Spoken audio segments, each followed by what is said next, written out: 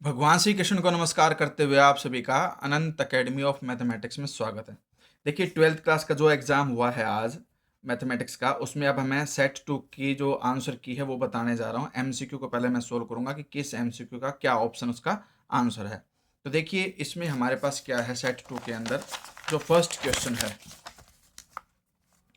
A is equal to में sine theta cos theta minus sine theta और sine theta है, और ए plus ए dash जो है वो आइडेंटिटी की बना है। तो ए तो ये है ही, ए डैश का मतलब होगा जो रो है वो कॉलम बन जाएगा, यानी कि साइन यहाँ आ जाएगा और कोस इसके नीचे, फिर माइनस कोस और साइन है तो माइनस कोस यहाँ पर और साइन यहाँ पर। अब इन दोनों का एडिशन करूंगा, साइन और साइन, यानी कि 2 साइन थीटा। अब ये इक्वल टू किसके होना चाहिए, आइडेंटिटी में अगर हम देखें, आइडेंटिटी में जो एलिमेंट आता है यहाँ पे 1 आता है, फिर जीरो और यहाँ 1 होता है, यानी कि ये एलिमेंट हमने निकाल लिया एडिशन करके, वो आया 2 साइन थीटा और वो किसके इक्वल आया, 1 के इक्वल। तो यहाँ से जो साइन थीटा निकलेगा वो 1/2 निकलेगा। और 1/2 किस एंगल पर आता है, 1/2 आता है आपका 30 डिग्री पे। 30 डिग्री को मैं लिख सकता हूँ π/6, ठीक है। और दूसरा केस क्या है, ये cos theta minus cos theta वैसे भी 0 हो रहा है, तो इसलिए हम फर्स्ट से ही निकाल सकते हैं। तो π/6 जो है वो हमारा आंसर है, यानी कि बी ऑप्शन है correct. A is a symmetric matrix then for any matrix B of order A same as B A B dash is। अब हमें ये बताना है अगर A सिमेट्रिक है तब। देखिए हमारे पास क्या है, B है, फिर A है, फिर B डैश है। इसका ट्रांसपोज करके देखते हैं, इसको एक एलिमेंट मानते हैं, इसको दूसरा, यानी कि जो बाद में है B डैश उसको पहले करके ट्रांसपोज कर दो, और जो पहले B A है उसको बाद में लिख के होल का ट्रांसपोज कर दो। नेक्स्ट स्टेप में ट्रांसपोज का ट्रांसपोज तो हट जाएगा, बी ए का ट्रांसपोज है तो ए ट्रांसपोज बी ट्रांसपोज, क्योंकि रूल होता है बी ए ट्रांसपोज में ए का ट्रांसपोज पहले लिखा जाएगा, बी का ट्रांसपोज बाद में लिखा जाएगा। अब ए सिमेट्रिक है तो बी ए डैश की जगह ए लिख सकता हूँ, फिर बी डैश, यानी कि ट्रांसपोज करने के बावजूद भी वही सेम आ गया, कोई चेंज नहीं हुआ, तो ये क्या कहलाएगा, सिमेट्रिक कहलाएगा। इसलिए सी जो है वो हमारा करेक्ट ऑप्शन है इस केस में। अब हमारे पास क्या है, A plus B plus C equal to 0, तो सी जो होगा वो ए प्लस बी उधर जा करके क्या हो जाएगा, माइनस, यानी कि ए और बी को ऐड कर दो, जो भी एडिशन आएगा उसका नेगेटिव कर दो। तो 0 -3 हुआ, -3 का साइन चेंज करोगे तो +3, यानी कि पहला एलिमेंट +3, और +3 सिर्फ इन दोनों में है, सी में है और बी में है। फिर आगे देखते हैं, -3 और 0, -3 + 0 -3 हुआ, उसका भी साइन चेंज करेंगे -a + b की वजह से, तो वो भी +3, वो यहाँ पर भी है यहाँ पर भी। अब लास्ट वाले देखिए, 4 + 1 5 हुआ, 5 का साइन चेंज करोगे तो -5 सिर्फ यहाँ है वहाँ नहीं है, तो इसका ऑप्शन सी जो है वो करेक्ट है आपका, ठीक है। जब आप a + b को कंप्लीट ऐड कर दोगे, ऐड करके उसका साइन चेंज करोगे तो वो ये आएगा C. For the inverse trigonometric functions which of the following principal value branch is not correctly defined. देखिए ये टेन इनवर्स है, ये करेक्ट है, आपकी सीकेंट इनवर्स वाली भी करेक्ट है और कोट इनवर्स वाली, लेकिन कोसिकेंट वाली में ये करेक्ट नहीं है, क्योंकि करेक्ट तब होती है जब हम यहाँ पर ये जीरो भी माइनस कर देते हैं, ठीक है। क्योंकि जब आप टेबल को देखते हो इनवर्स ट्रिग्नोमेट्रिक में, तो उसमें यहाँ पर -0 करना होता है, क्योंकि जीरो पे नॉट डिफाइंड होता कोसिकेंट, ठीक है। तो ये आपका 0 होता तो करेक्ट होता, अब ये नहीं है, इसलिए आंसर जो है वो डी होगा, नॉट करेक्टली डिफाइंड। फिफ्थ में ये है कि आपके पास x² -4x -5 अपॉन x + 1 है, तो ऊपर वाले के फैक्टर बना दो।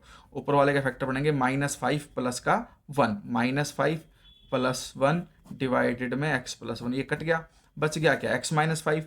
x - 5 में x की वैल्यू माइनस रख दोगे तो -1 रखने पे -1 -5 -6 होता है, और कॉन्टिन्यूस गिवन है इसलिए k = -6 हमारा आंसर आएगा, यानी कि डी ऑप्शन है। फिर A is a non singular matrix then which of the following is not true. देखिए जब A नॉन सिंगुलर होता है तो उसका एडजॉइंट भी नॉन सिंगुलर होना चाहिए, तो इसका मतलब ये कंडीशन नॉट ट्रू है, तो यही हमारा आंसर है। बाकी ये तीनों कंडीशन ट्रू होती है, ये नॉट ट्रू है, इसलिए A is the required answer.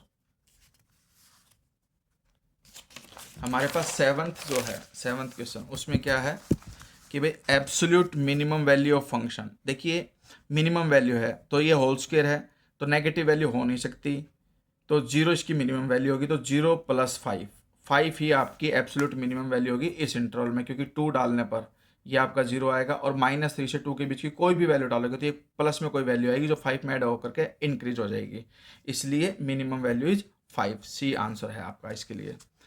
If the area of triangle ABC with vertices 3 1 -2 1 and 0 k is 5 square unit.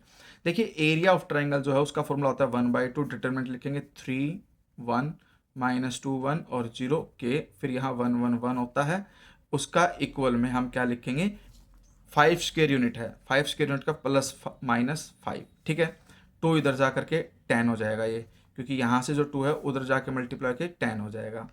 अब डिटर्मिनेंट कर देते हैं, देखिए 3 इंटू में फर्स्ट कॉलम छोड़ा 1 माइनस के, लेकिन हम फर्स्ट कॉलम करते क्योंकि थर्ड एलिमेंट 0 है, फिर -2 का साइन चेंज करके +2 हो गया। सेकंड रो फर्स्ट कॉलम वो भी 1 माइनस के ही आएगा, 1 माइनस के, ठीक है, is equal two plus minus 10 इसका +10 भी लिख सकता हूँ और -10 भी लिख सकता हूँ, दोनों ही कंडीशन होती है क्योंकि ये कंडीशन हो गया हमारे पास। अब यहाँ पर क्या हो गया 3 इंटू 1 3 -3 के +2 इंटू 1 2 -2 के इक्वल टू +10 और -10। अब यहाँ पर 3 माइनस का है और ये भी -2 के, तो माइनस का 5 के हो गया इक्वल टू 3 + 2 5, 5 जब उधर जाएगा तो -5 होगा, तो 10 -5 तो होता है 5 और -10 -5 -15, -5 से डिवाइड करोगे तो या तो -1 आएगा या फिर +3, तो -1 +3 जो है यानी कि जो बी है वो हमारा करेक्ट ऑप्शन है। बच्चा ये अब सिक्स्थ वाले को पहले मैं आपको सोल्व करके दिखा देता हूँ कि कैसे होगा। सिक्स्थ वाले में हमारे पास डिफ्रेंशिएट करना है, जैसे वाई मान लिया मैंने, कोस इनवर्स ब्रैकेट में क्या है sine x plus cos x divide में है √2। अब इसमें क्या करोगे cos inverse 1/√2 into sine x, separate separate divide कर देते हैं, ठीक है। अब कोस का फॉर्मूला बनाएंगे तो कोस ए कोस बी प्लस साइन ए साइन बी, तो इसका मतलब हम इस तरह से बना सकते हैं कि भाई 1/√2 को मैं लिख सकता हूँ साइन π/4 और ये साइन एक्स, 1/√2 इसको भी मैं लिख सकता हूँ कोस π/4 क्योंकि कोस π/4 की वैल्यू भी 1/√2 होती है, और ये कोस एक्स। अब कोस ए कोस बी प्लस साइन ए साइन बी, तो कोस ए माइनस बी, अब ए किसको माने बी किसको माने, हमारे पास क्वेश्चन में ऑलरेडी गिवन है कि जो एक्स है वो -π/4 +π/4 के बीच में, तो ये मैक्सिमम वैल्यू है, तो मैक्सिमम में से ही प्लस माइनस करना, क्योंकि जो वैल्यू है वो 0 से पाई के बीच में आती है जनरली इसकी रेंज के हिसाब से, ठीक है। तो अब हमें π/4 में से माइनस करना पड़ेगा किसको एक्स को, तो कोस π/4 माइनस एक्स, कोस से कोस इनवर्स हट गया, ये y आ गया, अब y का डेरिवेटिव कर दो dy/dx, π/4 का डेरिवेटिव 0 और -x का डेरिवेटिव -1, तो आंसर क्या आएगा -1 आएगा। ध्यान रखना इसमें -1 आएगा स्पेशल, क्योंकि ये π/4 ग्रेटेस्ट है, तो π/4 में से ही x को माइनस करना आप। अब ये है आपके पास 10th वाला, भाई इसको हम कैसे करेंगे, अंडर रूट के अंदर 1 माइनस कोस 2x, वो होता है फॉर्मूला याद रखना 2 साइन स्क्वायर एक्स होता है, ठीक है। 2 साइन स्क्वायर लिखे जो भी एंगल होगा उसका हाफ करते हैं, नीचे ये आपका है 1 + cos 2x यानी कि 2 cos स्क्वायर एक्स, 2 से 2 cancel, sine square upon cos square 10 square होता है, 10 स्क्वायर का अंडर रूट 10, यानी कि सिर्फ 10x बचा। अब 10x का इंटीग्रेशन क्या होता है, या तो माइनस का log cos x होना चाहिए या फिर प्लस का log secant x, ध्यान रखना, तो डी जो है वो इसका करेक्ट ऑप्शन होगा क्योंकि इसमें नेगेटिव नहीं है, नेगेटिव होता तो ये करेक्ट होता, लेकिन log secant x ये करेक्ट है आपका, ठीक है। इसका डेरिवेटिव भी करके देख लो, log secant का देखो 1/secant होता है, फिर secant का होता है secant x इंटू 10x, तो secant से secant कट गया, तो इसका डेरिवेटिव करके 10x ही आ रहा है, वही हमें चाहिए था, तो इसलिए 10x का इंटीग्रेशन ये होगा डी। अब ये है कि the value of 1/3x - 4 dx is, अब इसका इंटीग्रेशन जो है वो होता है log 3x - 4 divided by x का जो कोफिशिएंट 3 हुआ, ठीक है। अब इसमें लिमिट क्या लग दोगे 0 से 1 लिख दोगे, यानी कि 1/3 log, अगर मैं 1 पुट करता हूँ तो 3 इंटू 1 3 3 - 4 -1, फिर माइनस का साइन होता है 1/3 लिखेंगे दोबारा से, अब की बार हम 0 पुट कर देंगे, 0 पुट करने पे log -4 आ जाएगा, ठीक है। अब 1/3 तो कॉमन, ठीक है, log -1 ऊपर और ये माइनस में -4 है तो ये -4 नीचे आ जाएगा, क्योंकि log x - log y, log x upon y, ये माइनस से माइनस कैंसिल हो गया। अब ये तो 1/3, 1/4 का मतलब है 4 की पावर -1, माइनस आगे आ जाएगा, तो -1/3 log 4, जहाँ पर ये ऑप्शन है वो होगा हमारे पास -1/3 log 4, यानी कि बी जो है वो हमारा करेक्ट ऑप्शन है। इसमें यह है dy/dx इज इक्वल टू में, तो देखिए dy/dx e की 3x और e की -y लिख सकता हूँ, e की -y इधर dy के साथ आ जाएगा, और डी एक्स इधर चला जाएगा, ई की 3x dx, integrating both side, e y का ई की वाई होता है इंटीग्रेशन, ई की 3x का ई की 3x डिवाइडेड बाई 3, प्लस में कॉन्स्टेंट c1 मान लो और 3 से मल्टीप्लाई कर दो, तो 3 ये ई की 3x इक्वल टू में और प्लस में 3c1। अब 3c1 एक कांस्टेंट वैल्यू, तो इसको मैं प्लस कोई भी एक c वैल्यू लिख सकता हूँ, तो हमारे पास आंसर क्या होगा 3 e की पावर y और is equal to e3x plus c। तो ये हमारे पास जो ऑप्शन है वो ये आ रहा है ए वाला, ठीक है, 3 e की y is equal to e की 3x plus c। Order and degree of the differential equation, इसमें ऑर्डर है 3, डिग्री है 2, तो 3 ऑर्डर, सॉरी ऑर्डर तो है 3 और डिग्री है 2, तो ऑर्डर 3 डिग्री 2 किस में है, सी वाले पोर्शन में है हमारे पास, ऑर्डर 3 डिग्री 2, ये आपका करेक्ट आंसर है। An ant is observed crawling on a sheet of paper along a straight line given by the equation y equal to 2x minus 4. Area of surface covered by the ant bounded by y axis, x axis and x is equal to 1। देखिए x y axis पे x 0 होता है और यहाँ पर x 1 है, तो इसका लिमिट 0 से 1 आएगी, सीधा सीधा इंटीग्रेशन कर दो डायरेक्टली, 0 से 1 2x माइनस 4 का इंटीग्रेशन करेंगे, 2x माइनस 4 का 2x square by 2 minus 4x, limit 0 to 1, 1 put करने पे 1 का स्क्वायर 1 और माइनस में 4 इंटू 1, माइनस का 3 आ जाएगा क्योंकि 0 पे 0 हो जाएगा, लेकिन एरिया नेगेटिव हो नहीं सकता, तो प्लस 3 काउंट करेंगे हम उसको, तो हमारे पास जो है ऑप्शन जो बी है वो 3 स्क्वायर यूनिट, ठीक है। अगर फिगर बना के करोगे तो तुम देखोगे एक्स एक्सिस के नीचे आएगा ये, और एक्स एक्सिस के नीचे होने की वजह से मॉड लगा के +3 आ जाएगा आंसर आपका। अब पी के पोजिशन वैक्टर हमें गिवन है 24 और n, और मैग्नीट्यूड 25 दे रखा है, तो इसका मतलब ये है कि इसका मैग्नीट्यूड कैसे निकलेगा, 24 का स्क्वायर प्लस में n का स्क्वायर होल का अंडर रूट इक्वल टू 25। अब ये तो n स्क्वायर हो गया, स्क्वेयरिंग बोथ साइड करोगे तो 625 और 24 का स्क्वायर यानी कि 576 उधर जा करके माइनस हो जाएगा और सब्ट्रैक्शन आ जाएगी 49, अंडर रूट लोगे तो +-7, यानी कि डी आंसर है हमारे पास। The corner points of feasible region determined by the system of linear constant are 0 0 0 40 20 40 60 20। ये सभी वैल्यूज आप जेड में पुटअप करोगे तो आप देखोगे 0 0 पुट करने पे वैल्यू 0 आई, 0 40 पुट करने पे हमारे पास सिर्फ y की वैल्यू 40 करोगे तो 120 आएगी, 20 और 40 पुट करोगे तो 20 को 4 से करोगे तो 80 और 4 को 3 से करोगे तो 120 200 हो जाएगी। लेकिन 60 और 20 रखने पे क्या होगा, देखिए z की जो वैल्यू आएगी 60 पुटअप करूँगा तो 6 4 जा 24 यानी कि 240 और 23 जा 60, यानी कि 300 जो है वो मैक्सिमम वैल्यू है, क्योंकि 60,0 रखने पर भी 240 ही आएगा, तो मैक्सिमम वैल्यू बतानी है जो हमारे पास क्या है कि 300, यानी कि बी ऑप्शन जो है वो करेक्ट आंसर है। अब इसमें क्या है देखिए 3PA इक्वल टू है 3/5, तो 3PA अगर 3/5 है तो 3 से 3 कट कर दो, PA आ गया आपके पास 1/5, PB आपको दे ही रखा 3/5। अब A/B का मतलब है A/B is equal to intersection divided by PB।